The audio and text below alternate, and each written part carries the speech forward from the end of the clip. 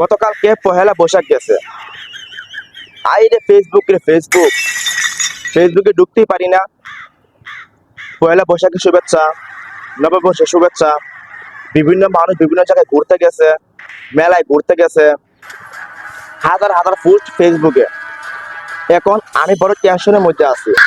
টেনশনটা হচ্ছে একমাত্র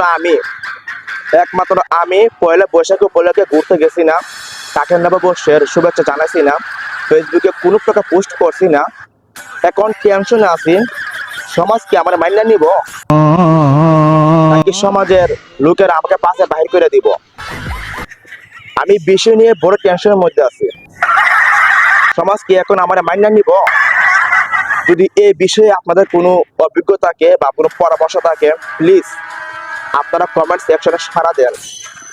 আমি এই বিষয় নিয়ে বড় টেনশনের মধ্যে আছি যে পহেলা বৈশাখের উপলক্ষে কাকা সব শুভেচ্ছা জানাইছি না, নববর্ষের শুভেচ্ছা জানাইছি না, পহেলা বৈশাখের শুভেচ্ছা জানাইছি না, বিভিন্ন জায়গায় ঘুরতে গেছি না, মেলায় ঘুরতে গেছি না, ফেসবুকে পোস্ট করছি না।